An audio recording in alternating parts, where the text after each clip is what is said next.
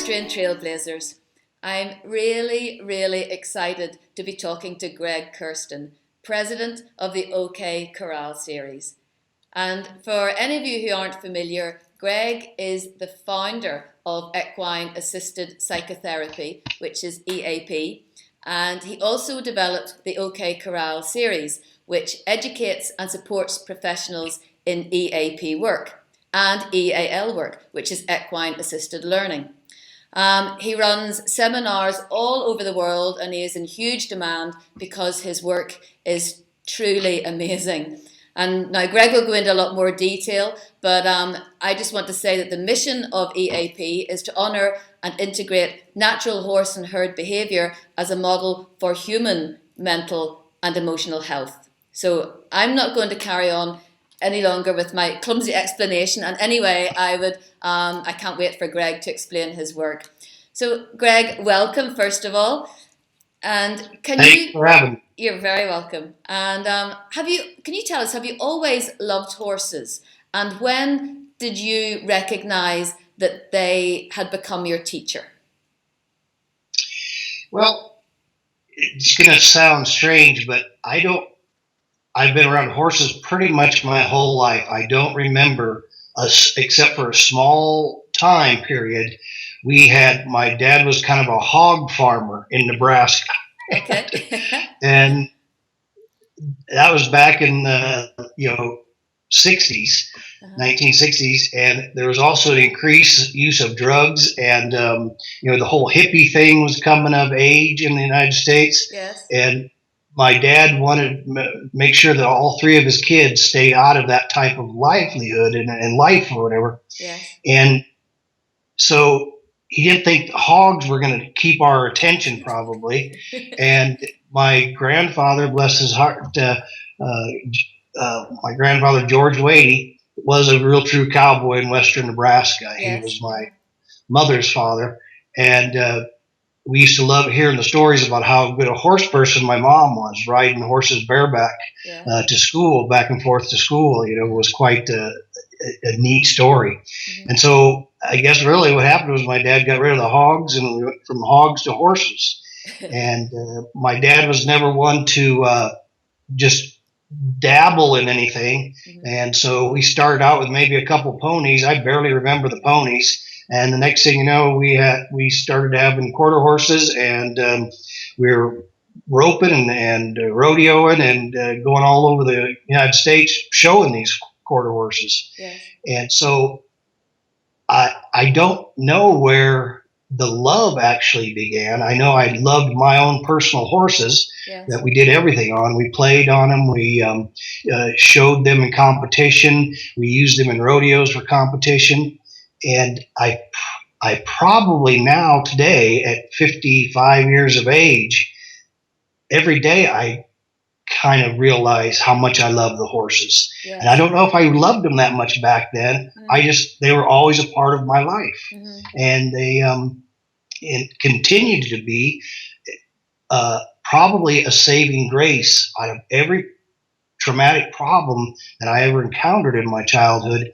The horses were always there to take care of me. Yes. And I start off my story, a lot of my trainings, talking about one of the worst crisis that I went through was at 10 years of age. My father did pass away from his fourth heart attack. Mm-hmm. And it was quite devastating because he was the primary breadwinner of the family. Mm-hmm. And we had a big horse operation, breeding program. We were traveling, showing, and rodeoing. Mm-hmm. We had a Western store, mainly in tack. And so everything around my life was about horses and kind of the Western way of living. Yes. And so that was devastating. Yeah, and I found myself probably enjoying the horses more than I enjoyed going to school. And because right at that time, it was in the summertime, so when I went back to school the next year, it was a new school, inner city type of school, where I was used to going down a dirt road to my school, just down a dirt road from our house. Uh-huh. And I hated that school so bad because this was in the 70s, and all those hippie kids and stuff like that. I wore my cowboy hat and boots from I can't remember not wearing my cowboy boots and hat. So, so I would go to school and I'd ride the bus to school. I'd get off the bus, go in the front door. I'd walk out the back door and I'd run all the way back home to our house. And I would hide out with our horses as well as boarders. We had several boarders and several barns in the area. And I would be hide out and be undetected with our horses and some of our boarders' horses. And I kept my mouth shut because I didn't want to be caught up with. And the schools back then, naturally, they didn't have our stable and tax store telephone number. And so they would send stuff by mail to our house at noon every day. I knew when the mailman would come around. So I'd leave the horse corrals, head down the road to the mailboxes, take out anything from the public schools and throw it away. And then I'd go back out and hide with the horses. And I got away with that for 63 days. Gosh. It took them 63 days to catch up with me. So you're saying that's how horses became your teachers, because you stopped going to school and let the horses teach you? I realize that now more so than ever, because I remember those days like it was yesterday. All the lessons that I learned. And it wasn't just what they were teaching me. It was me taking the time out to shut my mouth because I didn't want to be detected, but I also wanted to observe more of what was going on. That became my TV. That was my computer game of the day. And I was just enthralled by basic movements and communication in and of the horses in there, whether it was a mare talking to its foal, other geldings or whatever like that, communicating to others, the horseplay that would go on, and it was a tremendous learning experience, and it saved my life really. And a lot of people wanted me to go see a therapist because that was the age of kind of the beginning of a lot of therapy, and thank goodness they didn't have a whole lot of drugs there to put me on. But I didn't even end up going to therapy because of how much I learned through the horses. And so I was like 11, 12 years old at the time, and it was amazing how all that I learned then was revisited when I was later on in probably about 29, 30 years of age. And that's quite amazing, because I know you joined the army, and then beyond the army then you went to work with young offenders. Is that when you started to work with horses at the same time as you started to do the work with young offenders? And that's why, even like thinking that horses were going to be a part of my future, they were very impactful at the beginning, but I didn't know if they were. I really thought, especially with my military, I was a military police officer, and then I was chosen to be a military police dog handler. And then they also asked me if I'd want to become a narcotics dog handler as well. So it was kind of a neat transition because as we talk a little bit, I'll talk more about how the herd has really impacted me, but also how I compare and contrast it to pack animals and their behavior and how they interact and will move forward or backwards, and just that basic stuff like that. But so I went from being surrounded by horses the whole time, even having our own family dogs or whatever like that. And then going into the military, which I describe in later years as being herd development 101. I think every military around the world, through their basic training, their boot camps or whatever like that, actually teach soldiers to be a herd. And that's what makes them so strong. And that's why I won't fall prey to horses being such big victims, because they are powerful and strong, and that's what I feel the military does for people too. It takes away a lot of your pack instincts and it teaches you a better way to do things like a herd. Through cooperation. So, you bet. And so, in the military, having a chance to work with that pack animal, that dog, and become a good partner with that dog. I tell people all the time, I was invincible. 18 years of age, and I was flying all over the country because that was the 80s. That by this time I was stationed in Central America, and 18 years of age, and I would like fly all over the world and catch people with drugs or whatever like that. I really thought I was invincible because, in a way, my dog and me were like a herd, Yes. and we were strong together. Yes. So then leaving the military, I was in the Army for 6 years, all of it, and back out of the military, going back to Nebraska. Mm-hmm. Well, let me back up a little bit too, because I said horses were always a part of my life, mm-hmm. and there was a time where I had additional free time. Mm-hmm. Being from Nebraska, being surrounded by oceans everywhere you go, especially down in Panama. Mm-hmm.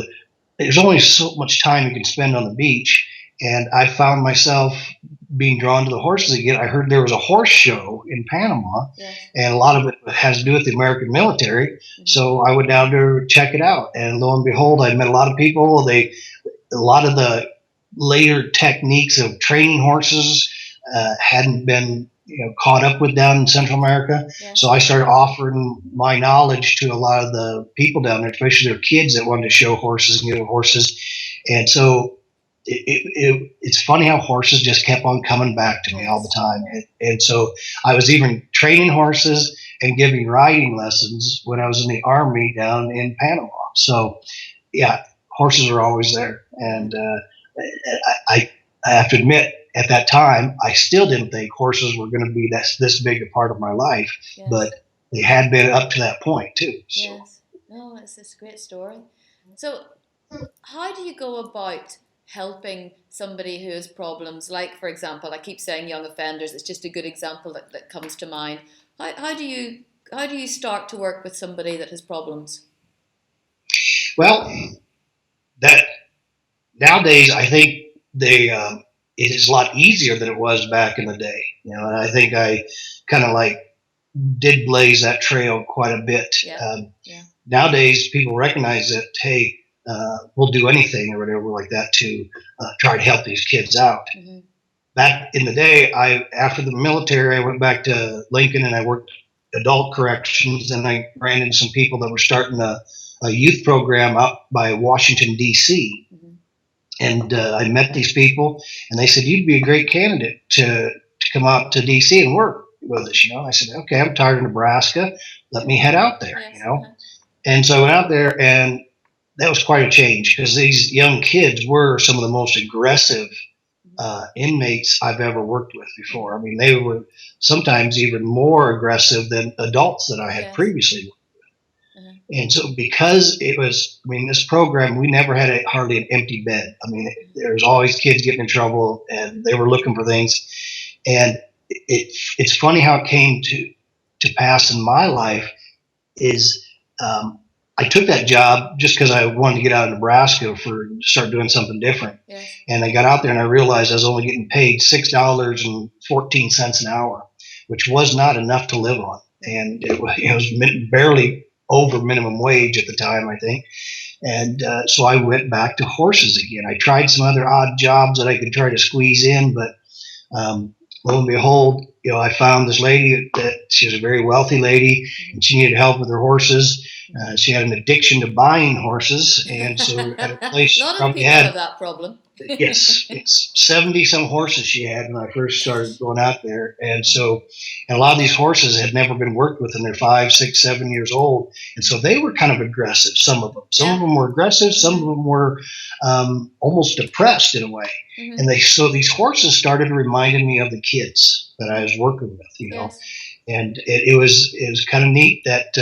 I would share that story with the kids sometimes. Yes. And you have to understand, too, back then, especially in the D.C. area, I was only one of 4 white staff that worked at this program. The rest were black, a couple of Hispanic. Yes. All the kids were from black communities, yes. all black. Mm-hmm. I was the minority in that. And I would think I was picked on quite a bit because of me being a white guy, right? Yes. Yes. So the kids told me this later on, that I had changed. My demeanor had changed when I started working with those horses. Yes. I would come back more confident, and I'd tell them, well, those horses remind me of you guys. they give me ideas on how I can work with you differently. And the kids treated that the horses reminded me of them, and they reminded me of some of the horses at times. Yes.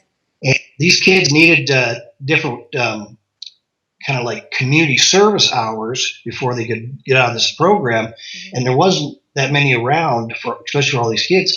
I got it approved by the judge to start taking them down to this lady's ranch as kind of a community service type things. They'd have to work on the ranch, and lo and behold, they were scared to death. They'd never seen horses close up. A lot of them had never even seen dogs or cats. And I started taking them down there, and we'd do work, cleaning stalls, fixing fence, and then we'd go out and we'd play with the horses. And I really referred to it as play because these guys were so afraid that I didn't want to like try to force them or try to make them into horse people right away. I wanted to water down any type of horsemanship skills, and the best way to do it was to relate it to their own life, as this horse was another person, because that's the way I kind of, all those days, 63 days of staring and watching those horses, I really realized that they do things a lot like we do. And we end up getting ourselves in trouble when we stray from that herd and don't listen to our lessons that other members of that herd have taught us early on. So it was a big success. Those kids were phenomenal. I mean, I could write a book on just those 6 boys that I took down there first. And they would come back, and we'd have our nightly group with a therapist involved, and they would try to do a lot of psychological type things in that group work, whatever like that. And those boys that I was working with the horses would always bring up the horses as a reference to how they could live their life better. In fact, one of my favorite comments is, I still use it today because the kids first brought it up. When they were talking to another young man that was having difficulties in the program, they would say to him, if you were more like a horse, you wouldn't be here right now. Meaning they wouldn't be in this facility, in this predicament that they're in. And I still kind of get goosebumps when I tell that story, because that is when I decided, that I said, this is what I want to do the rest of my life. I want to use horses to reach these incarcerated, troubled kids, because they are like pack animals, and the more herd-like we can get them, the better off they're going to be. And so that's how I got my start, and it was a struggle. And after leaving there, I went several places trying to make sure that I could instill this as a major component to everywhere I went. And because it was so new, people were skeptical about it, and they always concern themselves naturally with, injury or all that type of thing. And it's like, look at the benefits, the benefits outweigh all of these horrific, scary type stories that you've heard about. And so it was an uphill battle for quite some time. But nowadays it has, through my work and through others that I've trained and have a similar passion, have made it almost, well, this is many years ago here in the States, a gentleman that is big in youth programming had a statistic. He said 4 out of 5 youth programs that were starting all had horse components to them in some fashion. And he attributed that to me. And I thanked him and stuff like that. And that was probably back in the late 90s. But I think because I still keep busy this day, training programs. So there is a lot of them that are starting up that horses are, if not 50%, more than 50% of the program and the milieu that goes on. Gosh, so. Are there particular types of horses that you use for it? No, and that could be kind of it's always a early question. A lot of my trainings too is, do you have like a special bomb-proof type of horse? And no, it's like those, in my opinion, are the worst ones to use. I like horses that are horses. I like them to show all of the gregariousness that they possess as a wild horse. in your domesticated herd, I like to have a good variety of horses. I like the comical ones. I like the serious, angry ones. The standoffish, suspicious. That's what makes up a herd, and that's what can make this type of work much more fun and more effective if you have real horses, not overly trained, domesticated, pets. You never know what you're going to get in your job, do you? So every day must be a fantastic surprise. Oh yeah, and that's the way I really like it. I like, even like nowadays. I mean, if I use my own horses all the time, I kind of sometimes relax too much, I think. But I like going around and doing these trainings and using different people's horses. And a lot of times they will, because they are kids or whatever like that, they'll get embarrassed because the horse did something that they were nipped or took off running or was harder to catch than usual. Yes. And I said, that's the benefit. That's what you want. You want a horse that is not the same thing every day, because that's right. Do you know one of the things I love that you said earlier about the boy that you were working with, and he told one of his friends that he should be more like a horse? That's amazing for somebody who isn't a horsey person. You would never hear somebody who, we take horses for granted, don't we? I have never heard anybody say it. It takes somebody who isn't involved with horses to say something as clear and true as that, doesn't it? Absolutely. I have a lot of friends in the horse business and horse clinicians, real famous guys, right? And ladies. And I tell them all the time, you guys, I've learned a lot about horses from you guys, but I've learned more from some of these non-horse people, especially the kids. Yes.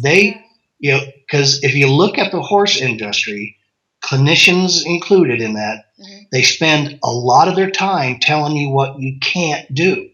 Don't do this. You can't do this. This is danger. All this type of stuff. Yes. Where I throughout the years have watched these younger, inexperienced horse people go out there with my permission, go out there and do whatever you want to get this job done, to catch that horse or whatever. Yes. And they come up with some of the strangest things you'd ever imagine, but it worked. Yeah. I still use some of those techniques to this day. Yeah. And it bothers people. My old cowboy friends, they'll see me do some of these things and they'll say, where did you learn that? Who did you learn that from? I said, I learned it from a 15-year-old kid in Washington, D.C., and it's like they'll have to scratch their head a little bit. But that's the greatness of this work, to not have to be like everybody else. Yes. So. Yeah. Well, you're not like anybody else. You've just naturally followed your own path by following your passion and where the path has led you to. Do you have any advice for anybody who's listening who is unsure of what opportunities there are in working with horses, or who would be interested in finding out more about EAP or equine assisted learning? Well, my advice to businesses, corporations, when I'm working with them, to clients, mental health clients, returning veterans, all that. My advice is to be more like a horse, okay? Just like I talked about with the young man up in D.C. Be more like a horse and be more of a herd animal. And one of the best techniques for following your passion, to overcoming obstacles, whatever like that, is what I call, in watching, observing horse herds, domesticated as well as wild horse herds, is how they handle crisis, how they handle problems. Okay. And I kind of termed it a recircle. Okay. When you are confronted with a scary stimulus or whatever like that, go ahead and do what you naturally do. Move away from that pressure. Move away from it. Horse herds do it wonderfully. It could be a predator sneaking up on them, or it could be a plastic bag blowing across the prairie. Yes. They're going to move away from it to a point where they feel safe. Then they turn around and they look back at what they just were afraid of, or what charged them with a little bit of pressure that made them step back. Then they look at it for a while. They gather their resources. Where are their, if there's additional food, a path, or if they have to continue to move away from it, they get all these things. That's their part of their observation and their knowledge. Hence the OK Corral. So they become okay with their herd, their surroundings. They become more confident. Then they go towards that pain now. That pressure turned into a pain, like saying, who is that predator to challenge me? What is that thing blowing across there? It's not big enough to hurt me or whatever like that. Then they go towards it and they confront it. Okay.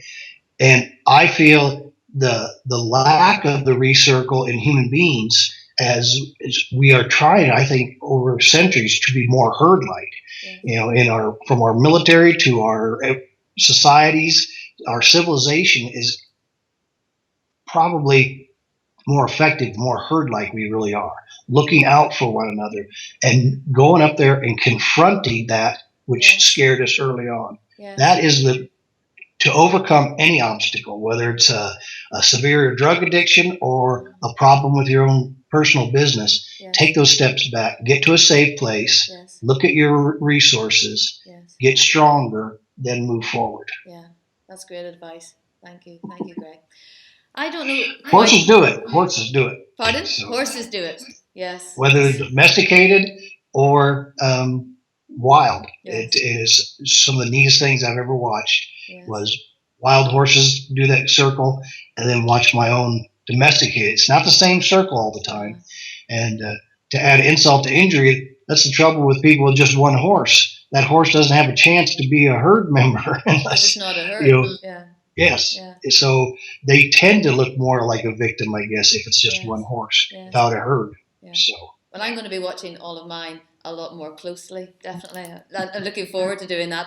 I don't know quite how to sum up this interview because you've totally blown me away, Greg. It's like a whole new world. I was totally ignorant of this work, and it's a world that uses the communication that so many of us horse owners take for granted and in some cases aren't even aware of at all. And you've taken it sort of to a different galaxy of understanding and then brought it all back and you give it to people and it changes their lives.